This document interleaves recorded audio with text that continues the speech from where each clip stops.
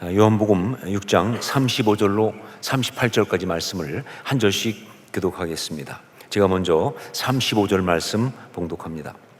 예수께서 이르시되 나는 생명의 떡이니 내게 오는 자는 결코 줄이지 아니할 터이요 나를 믿는 자는 영원히 목마르지 아니하리라. 그러나 내가 너희에게 이르기를 너희는 나를 보고도 믿지 아니하는도다 하였느니라. 아버지께서 내게 주시는 자는 다 내게로 올 것이요 내게 오는 자는 내가 결코 내쫓지 아니하리라.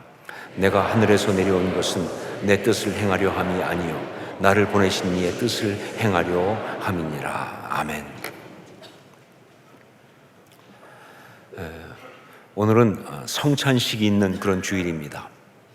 그래서 말씀을 준비하는데 문득 보네포 목사님의 이야기가 떠올랐습니다. 1차 대전이 끝나고 나서 패전국이 된 독일은 국가와 민족이 엄청난 좌절과 상실감이라고 하는 그런 상처 가운데 빠져 있었습니다. 자, 그때 이 상처를 이용해서 이 사람들의 상처를 이용하면서 등장한 그런 세력이 있었는데 그것이 바로 나치당의 히틀러였습니다. 지금도 그렇지만 언제나 이 사람들의 마음속에 있는 상처를 이용하는 것은요, 그건 마귀가 하는 짓이에요. 그것이 마귀가 하는 짓입니다. 그렇기 때문에 사람들은요, 히틀러에게 완전히 빠져서 분별력을 잃고 그를 막 추종하기 시작했습니다. 심지어 독일의 국가교회조차도 여기에 가담을 해가지고 히틀러를 하나님이 보내신 지도자라고 그렇게 추앙하고 그렇게 추종을 하고 있었습니다. 자, 그런데 이때 여기에 그야말로 외로이 반기를 들면서 일어선 사람이 있었는데 그것이 바로 고백교회라고 하는 작은 교단의 신학교 학장으로 있었던 보네포 목사님이십니다. 보네포 목사님은요, 천재였습니다. 천재적인 신학자죠. 그래서 21살 때 박사학위를 받았어요. 그리고 이미 그때 세계적인 아주 저명한 신학자가 되어서 그래서 그때 미국에 있는 유니온 신학교에서 강의도 하고 있었습니다. 그렇기 때문에 정말 얼마든지 편하게 있을 수 있었지만 그러나 자기 조국 독일의 그런 상황을 알고 분연히 독일로 돌아와서 히틀러를 반대하는 사람들과 함께 고백교회를 세우게 됩니다. 그리고 그 교단 신학교의 학장을 맡아서 무엇보다 참된 주의 제자들을 키우는 것으로 바로 그 마귀의 세력과 정면으로 싸우고 그런 일을 한 것입니다. 그런 분이 바로 보네포 목사님이에요. 자, 이런 그가 그런 의도를 가지고 그때 썼던 책이 바로 나흐폴게라고 하는 나를 따르라 라고 하는 그런 책입니다. 예수님의 산상수훈을 가지고 참된 제자도에 대해서 쓴 이 책은요, 제목 자체가 의도적이에요. 나흐폴게, 나를 따르라. 무슨 얘기예요? 히틀러를 따르지 말고 주님을 따라야 한다는 것이죠. 예수 그리스도, 우리 주님만을 따라야 한다라고 얘기하는 바로 그런 책입니다. 마귀에게 넘어가가지고 세속화가 되어서 세상 권력에 아첨하고 추종하는 그 교회와 그 백성들에 대한 아주 추상 같은 예언자적인 메시지를 담고 있는 것이 바로 그 책이에요. 자, 그런데 그 책에 보면 가장 먼저 나오는 것이 뭐냐? 값싼 은혜와 값비싼 은혜 이야기입니다. 값싼 은혜와 값비싼 은혜 이야기. 교회가 무너진 가장 큰 이유는 뭐냐? 교회 안에서 값싼 은혜의 복음을 나누고 있기 때문에 그래서 교회가 무너진 것이다 라고 보고 있는 거예요. 진짜 복음은 값비싼 은혜인데 그런데 이걸 왜곡해가지고 싸구려로 만들어버리는 거예요. 값싼 은혜로 만들어서 이걸 가지고 나누고 있기 때문에 교회가 타락을 한 것이다. 그러면서 그는 그 책에서 값싼 은혜는 무엇인가 이거에 대해서 이렇게 말하고 있습니다. 값싼 은혜는 회개 없이도 죄를 용서하는 설교예요. 공동체 훈련도 없이 베푸는 세례예요. 죄의 고백도 없이 참여하는 성만찬이요. 인격적인 참회 없는 면죄의 확인입니다. 순종 없는 은혜, 십자가 없는 은혜, 살아계시고 인간이 되신 예수 그리스도가 없는 은혜, 이것이 값싼 은혜입니다. 제가 오늘 이 보네포 목사님의 이야기를 생각하게 된 것은요, 바로 이 중에 이 값싼 은혜, 거기에 뭐가 들어가 있느냐? 죄의 고백이 없는 성만찬, 이게 들어가 있기 때문에 이걸 생각한 거예요. 죄의 고백이 없는 성만찬, 바로 거기에 이게 들어가 있으니까. 성만찬을 하는 주일인데, 그래서 어떤 말씀을 나눌까? 여러분 아시지만 지난주에 창세기 50장까지 끝났잖아요. 그러니까 이제 뭘 나눠야 되는가? 그런데 그때 주신 감동이 성만찬에 대한 말씀을 나누어야 하겠다라는 감동을 주시면서, 그러면서 성령께서 가장 먼저 떠오르게 한 것이 바로 보네포 목사님의 이 이야기를 떠오르게 하신 거예요. 값싼 은혜와 값비싼 은혜를 대조하면서, 값싼 신앙과 값비싼 신앙을 대조하면서 그 뚜렷한 차이가 바로 이 성만찬 가운데 들어있다라고 말씀하시면서 이런 감동을 주셨습니다. 여러분, 성만찬은요, 예수님께서 잡히시던 밤에 제자들과 마지막으로 만찬을 하신 것, 그것이 바로 성만찬입니다. 자, 그런데 그날 주님은 그 만찬하시면서 떡을 떼어주시면서 문득 이렇게 말씀하셨습니다. 이것은 내 몸이다 라고. 그리고 잔을 주시면서 이것은 많은 사람을 위하여 흘리는 나의 피, 곧 언약의 피니라 라고 말씀하시면서 정말 파격적인, 아니 충격적인 그런 메시지를 선포하신 거예요. 그리고 제자들에게 유언처럼 말씀하시기를 이것을 행하여 나를 기념하라 라고까지 말씀하셨어요. 이것을 행하여 나를 기념하라 라고까지. 바로 그래서 교회는요, 초대교회 때부터 이 성만찬을 사명으로 행했던 것입니다. 우리 교회에게 주신 가장 중요한 영적인 특권이고, 그리고 신앙의 아이덴티티라고 생각을 했어요. 그래서 주님의 명령에 순종하는 마음으로 이 성만찬을 행했던 것이죠. 자, 그런데 놀랍게도 이 성만찬은요, 주님이 십자가에 달려 죽으시기 전날 밤에 있었던 거 아닙니까? 그런데 정작 주님은요, 그것보다 한참 앞선 바로 요한복음 6장 여기에서 그 성만찬의 영적 비밀을 그대로 말씀하시는 그런 말씀을 하셨다는 것이요. 한참 뒤에 있을 성만찬 이야기인데 요한복음 6장에서 그 성만찬의 비밀을 그대로 말씀하시는 그런 말씀을 하셨다는 거예요. 어떤 말씀을 하시면서 나는 생명의 떡이니 라고 말씀하시면서, 나는 생명의 떡이니. 여러분, 요한복음에는요, 에고 에임이라는 것이 나옵니다. 예수님이 나는 무엇이다 라고 당신 자신에 대하여 말씀하신 것이 7개가 나오는데, 그 모든 말씀이 헬라어로 에고 에임이, 영어로 말하면 I am 이렇게 시작하기 때문에, 그래서 그 말씀을 다 에고 에임이라고 이야기합니다. 자, 이것은요, 예수님께서 당신 자신에 대해서 스스로 정의하신 그런 말씀이기 때문에 나는 무엇이다라고. 그러니까 이건 굉장히 중요한 말씀이에요. 이건 굉장히 아주 의미가 있는 그런 말씀이에요. 자, 그런데 그 7개의 에고 에이미 가운데 가장 첫 번째가 뭐냐? 바로 에고 에이미 호 아르토스 테스 조에스.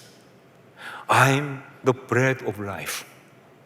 나는 생명의 떡이니, 이 말씀입니다. 이게 첫 번째 말씀이에요. 무슨 뜻입니까? 뭘 의미하고 있습니까? 그렇죠.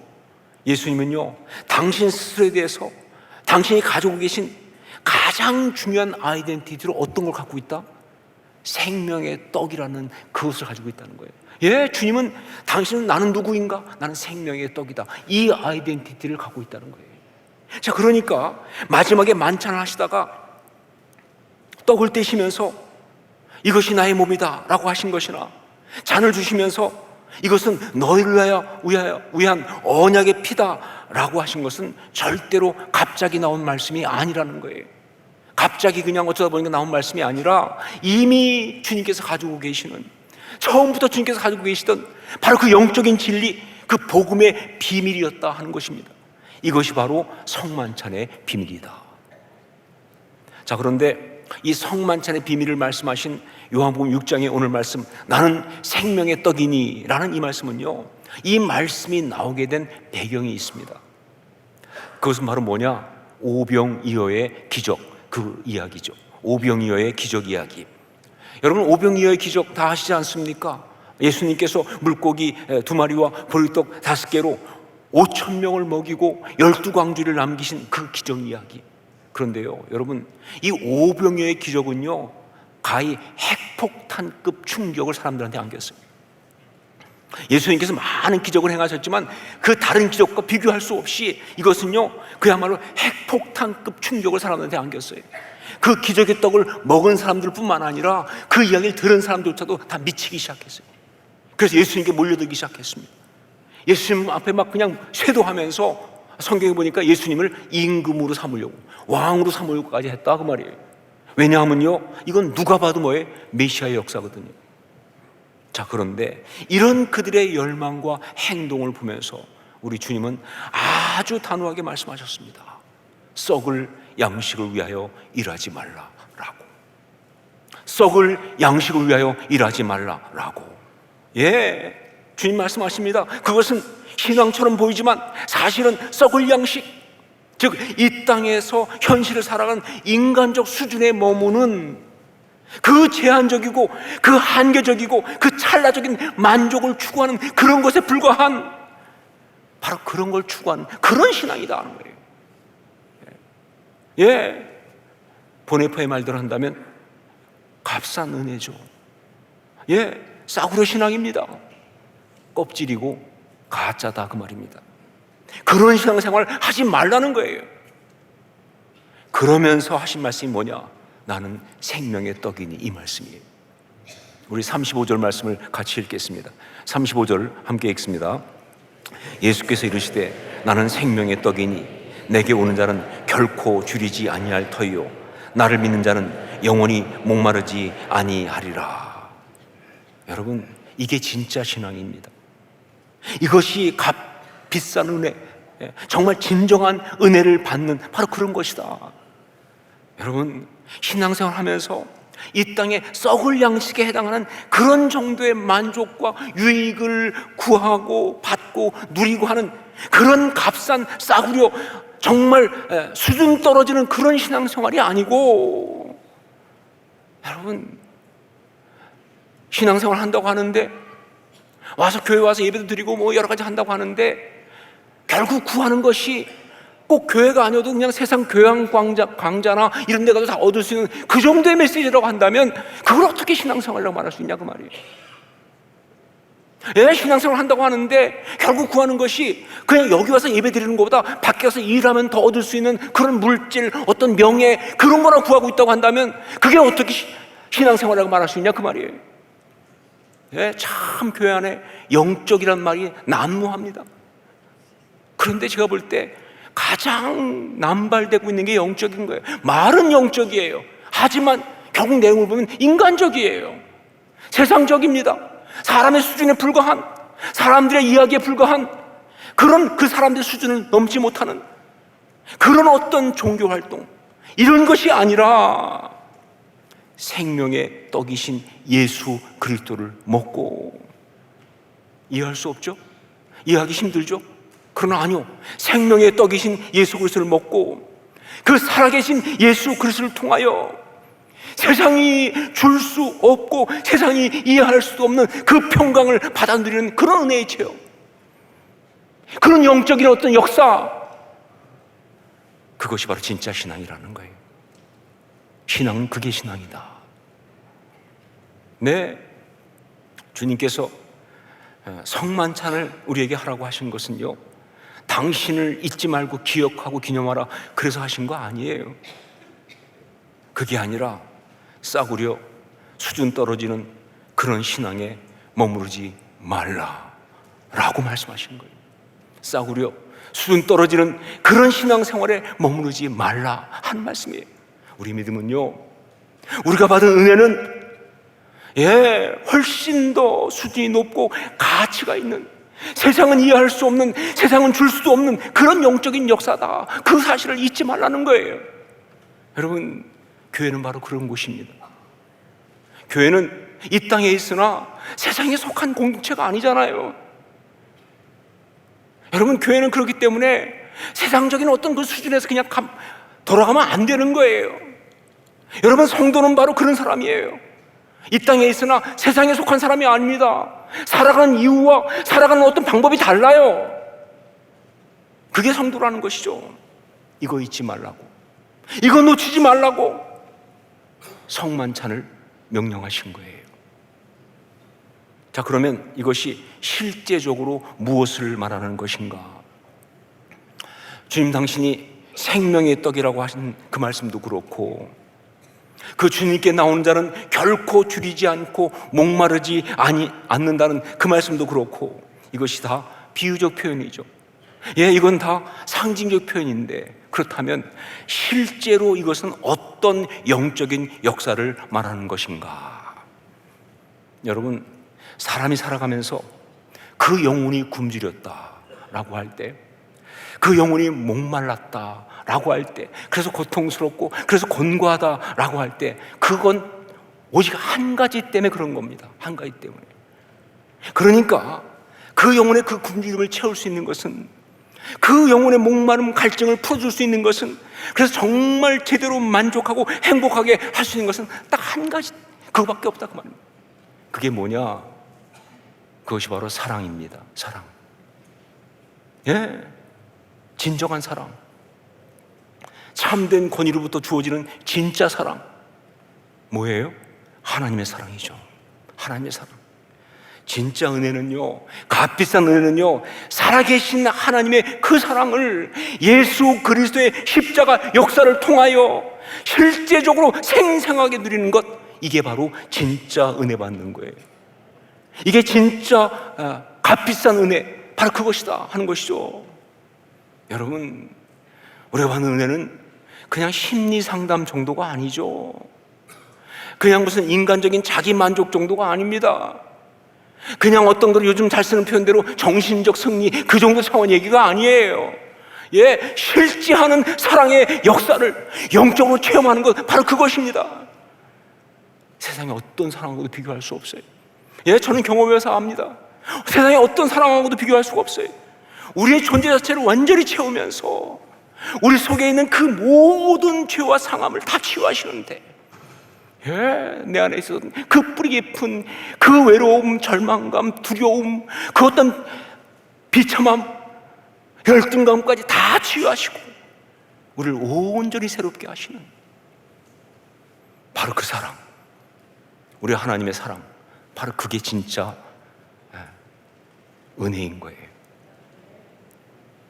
여러분, 우리 신앙의 선배들은요, 성만찬을 통해서 바로 그 사랑을 경험했습니다.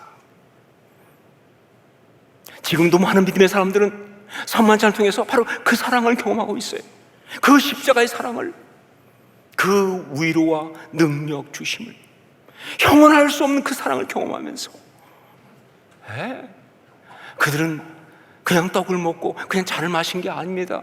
정말 그 순간 예수 그리스도를 먹고 마셨다. 그 사랑을 경험하면서 생명의 떡이신 예수 그리스도를 진짜로 먹었어요. 그게 성만찬이에요. 그게 우리가 받은 은혜 이야기입니다. 1944년 12월 19일에 베를린의 감옥에서 보네포 목사님은요, 사랑하는 약혼자인 마리아에게 성탄 편지를 썼습니다. 참 이 커플도 정말 기구하죠. 보네포 목사님이 장가를 안 가다가 늦게 이제 마리아라고 하는 여인과 약혼을 합니다. 그 여인을 만나서 약혼한 그때가 1943년 1월 달을, 그런데 1월에 약혼하고 결혼도 못하고 4월에 체포당했어요. 그래서 감옥에 들어간 거예요. 그래서 감옥에서 계속 편지로 이제 어떤 사랑을 나누고 이야기하고 했는데, 1944년 12월 19일에 쓴 그 성탄 편지가 그의 마지막 편지입니다. 그게 마지막 편지였어요. 자, 그런데 그 편지의 내용을 보면 거기에 어떤 절망이나 어떤 좌절이나 어떤 답답함이나 그런 게 없어요. 오히려 감사와 평강과 소망이 가득했습니다. 특히 그 편지에 보면요, 찬송시를 지어서 올려놨는데, 그가 지은 그 찬송시에 보면요, 다가오는 새해에 대한 벅찬 기대가 가득해요. 어떻게 된 것이냐? 보네포 목사님은 정말 그것이 그의 마지막 편지인 것을 몰랐던 것인가? 아니죠. 보네포 목사님 모를 리가 없죠. 돌아가는 상황 다 알고 있는데, 더군다나 1944년 그 해에 히틀러 암살 시도가 있었습니다. 그게 유명한 작전명 발키리라고 하는 영화에 나왔던 바로 그겁니다. 그게 실패했잖아요. 그런데 사실은 그 히틀러 암살 시도에 함께한 사람들이 보네포 목사님의 가족들이 많았어요. 그리고 자기가 아는 사람도 많았어요. 심지어 그들이 보네포 목사님한테 와서 그 이야기를 하기도 했어요. 물론 그때 보네포 목사님 감옥에 있었지만. 그러다 보니까 게슈타포는요, 보네포 목사님을 그 히틀러 암살에 연루된 거로 얽어매기 시작했어요. 바로 그렇기 때문에, 더군다나 그 당시 히틀러 정권은 막바지에 다다르면서 더 극악해지고 그야말로 광포해지는 상황이었기 때문에 보네포 목사님은 자기가 절대로 살아서 여기서 나갈 수 없다는 것을 알고 있었습니다. 실제로 4개월 뒤인 그 다음에 1945년 4월 9일에 종전을 한 달 앞두고 보네포 목사님은 교수형을 당했습니다. 자, 그런데 그가 쓴 그 찬송시, 그 제목 그대로 선한 능력이 그의 심령 가운데 역사함으로 사랑하는 주님의 그 강한 팔이 그를 감싸 안아주시는 그 체험을 하면서 그렇게 두려움에 떨던 그 심령이 평강을 누리고 그 절망의 상황에서 소망을 노래할 수가 있었다 하는 거죠. 이게 비밀이에요. 상황은 나빴어요. 절망적이었어요. 그러나 그 선한 능력이 역사함으로 그 주님의 강한 팔이 그를 안아주시는 그 체험을 통해서 보네포 목사님은 그 가운데서 오히려 소망을 노래할 수가 있었다.